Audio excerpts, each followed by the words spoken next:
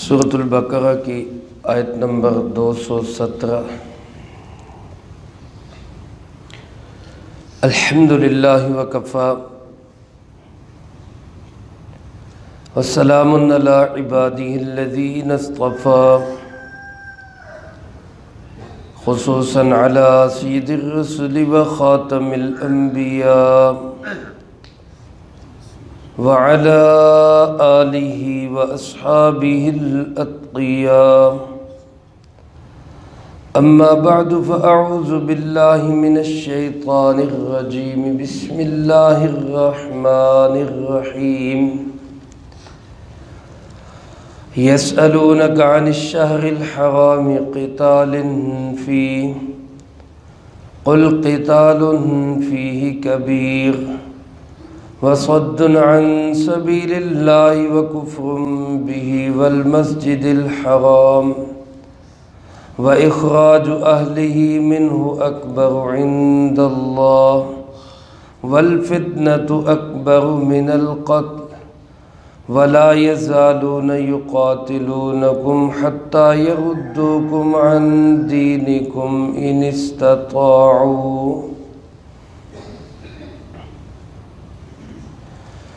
يسألونك عن الشهر الحرام قتال فيه، یہ لوگ سوال کرتے ہیں آپ سے محترم مہینوں میں قتال کے بارے میں۔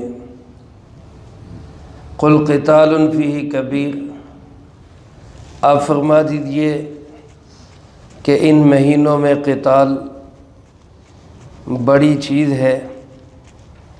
وصد عن سبیل اللہ، لیکن اللہ کے راستے سے روکنا، وکفر بہ، اور اللہ کا انکار کرنا، والمسجد الحرام، اور مسجد حرام سے روکنا، واخراج اہلہ، اور مسجد حرام والوں کو وہاں سے نکالنا، اکبر عند اللہ، یہ اللہ کے نزدیک اس سے بھی بڑا گناہ ہے۔ والفتنۃ اکبر من القتل، اور فتنہ ڈالنا یہ تو قتل سے بھی بڑا گناہ ہے۔ ولا یزالون یقاتلونکم، اور یہ لوگ ہمیشہ تمہارے ساتھ لڑتے رہیں گے۔ حتی یردوکم عن دینکم ان استطاعوا، یہاں تک کہ یہ تمہیں تمہارے دین سے پھیر دیں گے اگر یہ طاقت رکھیں۔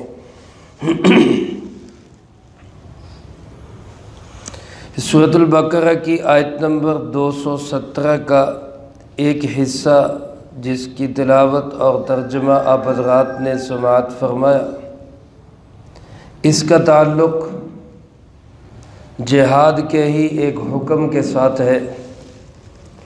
جیسا کہ گزشتہ آیت میں اللہ رب العالمین نے جہاد اور قتال کی فرضیت کے متعلق 13ویں حکم کو بیان فرمایا تھا،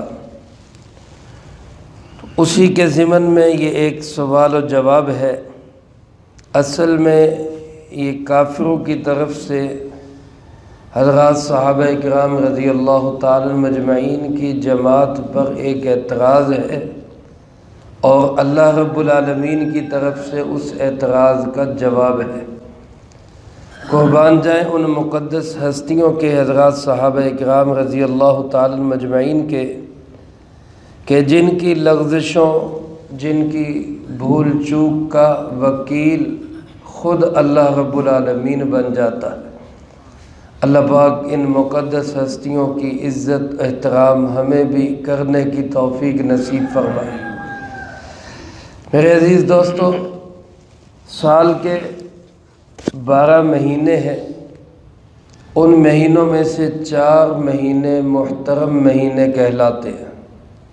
سورۃ توبہ کے اندر اللہ رب العالمین ارشاد فرماتے ہیں، ان عدت الشہور عند اللہ 12 شہرا فی کتاب اللہ یوم خلق السماوات والارض منها 4 حرم۔ اللہ کے نزدیک جب سے زمین و آسمان کو اللہ پاک نے بنایا ہے مہینوں کی تعداد 12 ہے، اور ان میں سے 4 مہینے محترم مہینے ہیں۔ نبی کریم صلی اللہ علیہ وآلہ وسلم نے حجۃ الوداع کے موقع پر خطبے میں ان 4 مہینوں کو یوں ارشاد فرمایا کہ 3 مہینے لگاتار ہیں، ذوالقعدہ، ذوالحجہ اور محرم، اور ایک فرمایا رجب مضر، رجب ہے جو مضر کا رجب ہے، یعنی رجب کا مہینہ۔ تو یہ 4 مہینے جن کو محترم مہینے کہا جاتا ہے، مانا جاتا ہے۔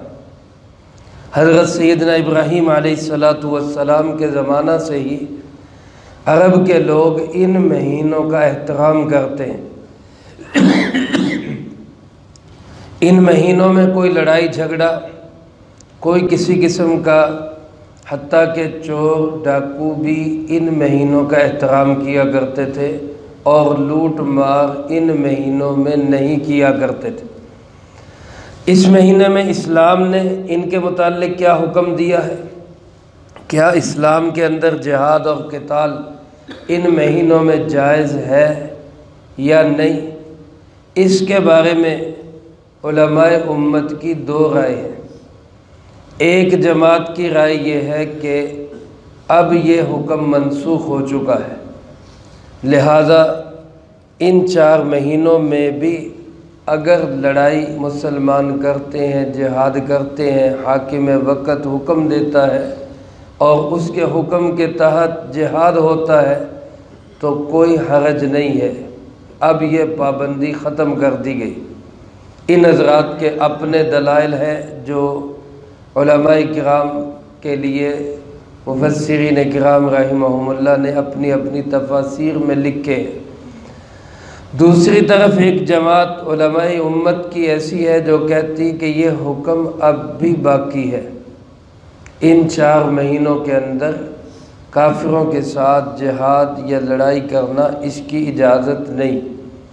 لیکن یہ حضرات فرماتے ہیں اس میں اب اتنی تفصیل ہے کہ خود حملہ کرنا یہ جائز نہیں ہے، لیکن اگر کافر حملہ کریں تو اپنے دفاع کے اندر، ڈیفنس کے لیے، اپنی مدافعت کے لیے، اپنے آپ کو بچانے کے لیے ان مہینوں میں بھی کافروں کے ساتھ لڑائی ہو سکتی ہے۔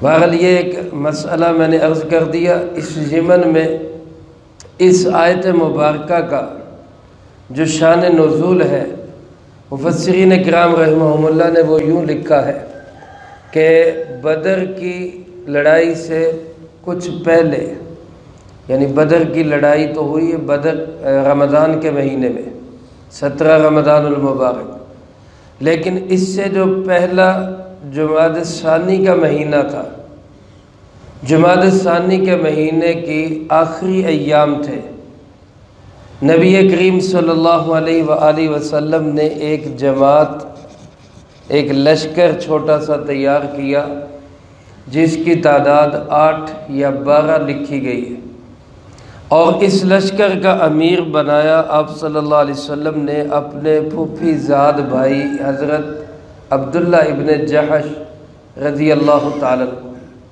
یہ آپ کے پھوپھی زاد بھائی تھے، آپ نے ان کو اس لشکر کا امیر بنایا اور ان کو ایک خط دیا، اپنا خط مبارک ان کو دیا، اور ان سے کہا کہ نجد کی طرف چلے جاؤ، 2 دن کا سفر کرنے کے بعد جس منزل پہ پہنچو وہاں جا کے میرا یہ خط پڑھنا، وہاں پھر میں تمہیں آگے کا لاہ عمل دوں گا، لیکن یہ خط جو میرا پڑھنا یہ سب کو پڑھ کے سنا دینا، اور کسی پہ زبردستی نہ کرنا۔ اگلی مہم پہ کوئی تمہارے ساتھ جانا چاہے خوشی سے تو ساتھ لے جانا، کوئی واپس آنا چاہے تو اس کو واپس بھیج دینا۔ علماء نے لکھا ہے کہ اس جماعت میں، اس لشکر میں سب کے سب مہاجرین تھے، انصار میں سے کوئی نہیں تھا۔ تو حضرت عبداللہ ابن جحش رضی اللہ تعالیٰ عنہ اس لشکر کو لے کر چلے، 2 دن سفر کیا، ایک منزل پہ پہنچے، وہاں جا کے آپ صلی اللہ علیہ وسلم کا خط مبارک کھولا، اس خط میں مفہوم اور مضمون اس کا یوں تھا کہ آگے سفر جاری رکھو، فلاں مقام پہ قریش کا ایک تجارتی قافلہ تمہیں ملے گا، اس قافلے پہ حملہ کرو، اس کے نتیجے میں اللہ رب العالمین تمہیں مال و دولت سے نوازے گا، وہ مال و دولت واپس مدینہ منورہ میں لے آنا۔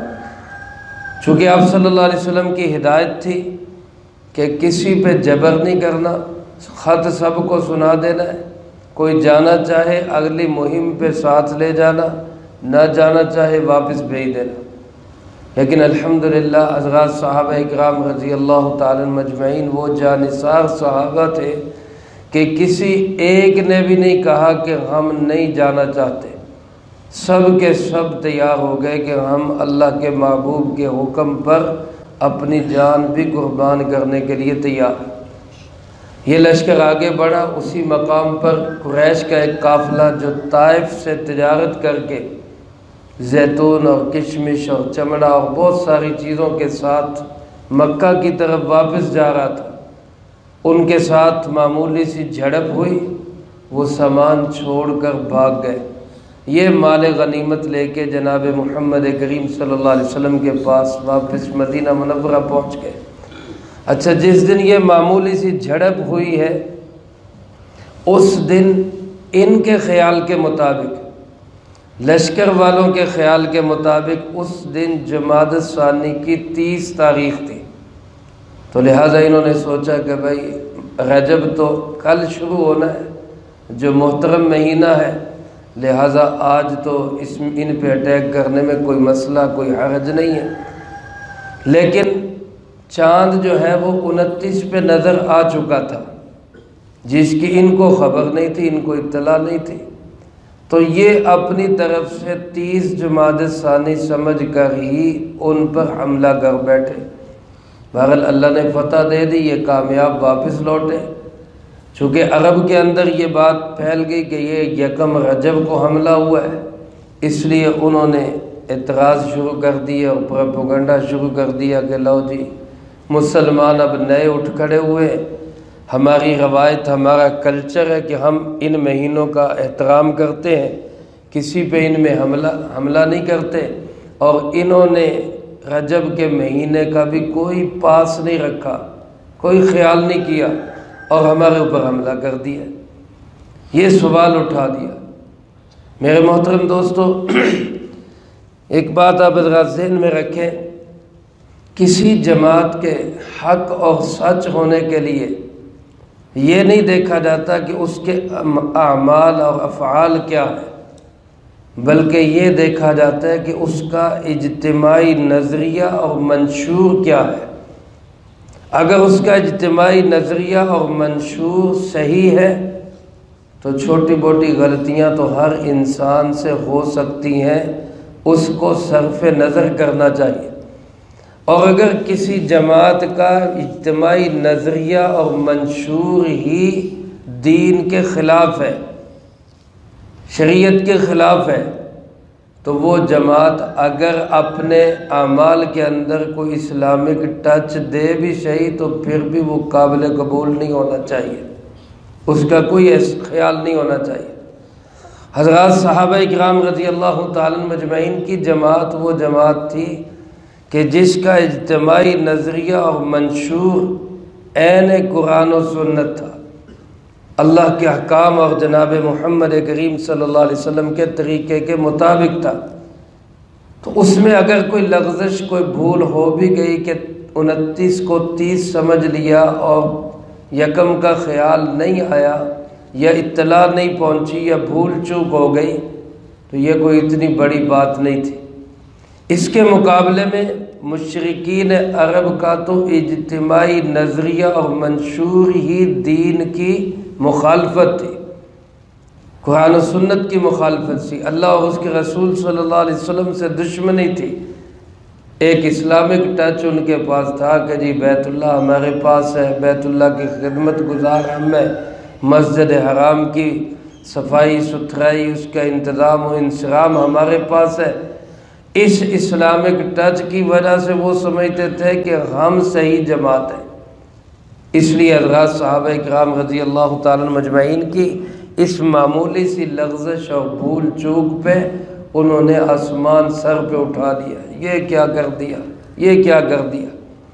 جیسے آج کوئی دینی جماعت ہو، اس کا نظریہ، اس کا منشور، اس کا عمل اور کردار دین کے مطابق یا دین کے قریب ترین ہو، لیکن کوئی معمولی سی لغزش، کوئی غلطی، کوئی بھول چوک ہو جائے تو سارے آسمان سر پہ اٹھا لیتے، لو جی یہ دینی جماعت ہے اور یہ کیا کر رہے ہیں اور یہ کیا کر رہے ہیں۔ اور دوسری طرف ایسی جماعت جن کا منشور، نظریہ بالکل قرآن و سنت سے متصادم اور دین کے مخالف، اعمال و کردار و اخلاق دین کے مخالف، لیکن وہ ذرا سا معمولی اسلامی ٹچ دے لیں تو کہتے ہیں جناب واہ واہ، بلے بلے کر دی جناب انہوں نے۔ یہی فرق ہے اس زمانے سے لے کر جو آج زمانے تک چلا آ رہا ہے۔ تو جب صحابہ اکرام رضی اللہ تعالیٰ مجمعین پہ یہ اعتراضات ہوئے تو اللہ رب العالمین صحابہ کے دفاع میں قرآن کی آیات نازل فرمائے کہ میرے صحابہ صحیح ہے۔ فرمایا یسألونک عن الشہر الحرام قتال فیہ، یہ لوگ آپ سے سوال کرتے ہیں کہ محترم مہینوں میں قتال کے بارے میں کیا کہتے ہیں، کیا حکم ہے؟ اللہ پاک فرماتے قل قتال فیہ کبیر، آپ فرما دیجئے کہ ان مہینوں میں قتال کرنا، لڑنا بڑا گناہ ہے، یقیناً بڑی غلطی ہے، خطا ہے، نہیں کرنا چاہیے تھا۔ لیکن ذرا اپنی، کیا کہتے ہیں پنجابی میں، اپنی منجی تھلے بھی تو ڈانگ پہ ہوتا، تم اپنا کردار بھی تو دیکھو۔ پنجابی میں کہتے چھاجتے بولے تھے چھاننی کیوں بولے۔ اب یہ مکے والے جن کے جرائم اتنے بڑے بڑے ہیں، اللہ پاک نے فرمایا وَصَدٌّ عَن سَبِيلِ اللَّهِ، اللہ کے راستے سے روکنا کوئی معمولی جرم ہے؟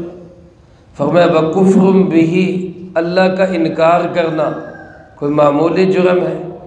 وَالْمَسْجِدِ الْحَرَامِ، لوگوں کو مسجد حرام سے روکنا یہ کوئی معمولی جرم ہے؟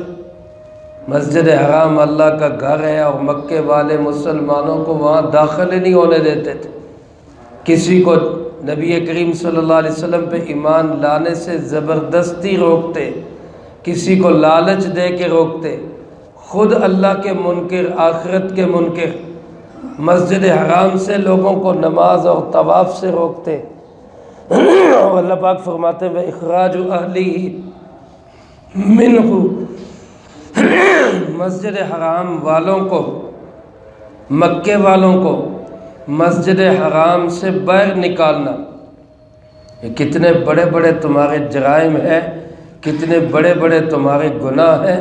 اکبر عند اللہ، اللہ کے نزدیک یہ اس غلطی سے بڑے گناہ، بلکہ فرمایا والفتنة اکبر من القتل، جو فتنہ ہے مسلمانوں کے اندر یا لوگوں کے اندر، انسانوں کے اندر فتنہ ڈالنا، یہ تو قتل سے بھی بڑا گناہ ہے، قتل سے بھی بڑا گناہ ہے۔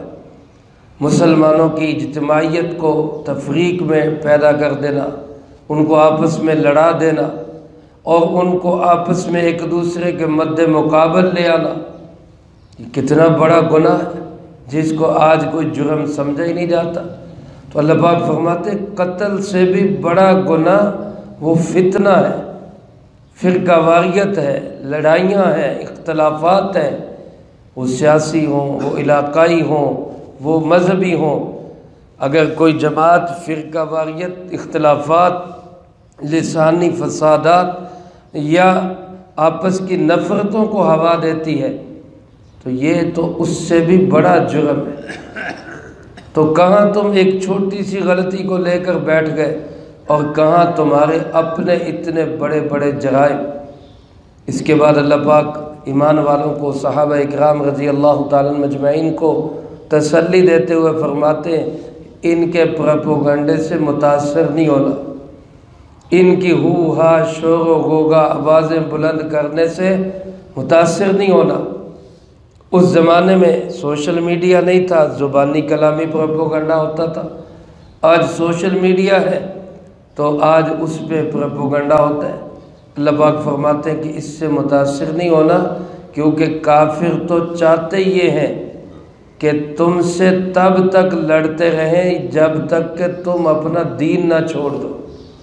ولا یزالون، یہ لوگ تو مسلسل لگے رہیں گے، یقاتلونکم، تم سے لڑتے رہیں گے، حتی یردوکم عن دینکم، یہاں تک کہ تمہیں تمہارے دین سے پھیر دیں۔ ان استطاعوا، اگر ان کے اندر یہ طاقت ان کے بس میں ہو تو تمہیں تمہارے دین پہ رہنے نہ دیں۔ تو لہٰذا ان کے پروپیگنڈے سے متاثر نہیں ہونا۔ اگر کوئی ان کے پروپیگنڈے سے متاثر ہو کر دین سے پھر جائے گا تو یاد رکھنا وہ کسی کا نقصان نہیں کرے گا، وہ اپنا ہی بیڑا غرق کرے گا۔ اگر آج فتنہ پردازوں کے پیچھے لگ کر امت کے اندر اور قوم کے اندر نفرتیں ڈالنے والوں کے پیچھے لگ کر اگر ہم صحیح راستے کو چھوڑ بھی بیٹھیں گے تو نقصان کس کا ہوگا؟ اپنا نقصان ہوگا، کسی اور کا تو کچھ نہیں بگڑے گا۔ اس لیے فرمایا جو مسلمانوں کی اجتماعی جماعت ہے، جس کا منشور دستور قرآن و سنت کے مطابق یا اس کے قریب ترین ہے، اور ان کے اعمال و اخلاق و کردار قرآن و سنت کے قریب ہے، اس کا حصہ بنو، اس سے پیچھے نہ ہٹو۔ اللہ پاک مجھے آپ کو سب کو اس کی سمجھ نصیب فرمائے۔ اس آیت مبارکہ کے دوسرے حصے کی وضاحت انشاءاللہ اگلی فرصت میں ہوگی۔ اللہ پاک ہم سب کو راہ راست کی سمجھ بھی نصیب فرمائے، اس پہ چل کر اللہ کو پانے کی توفیق بھی نصیب فرمائے۔ اللہم انت السلام ومنک السلام، تبارکت ربنا وتعالیت یا ذا الجلال والاکرام۔ اللہم اعنا علی ذکرک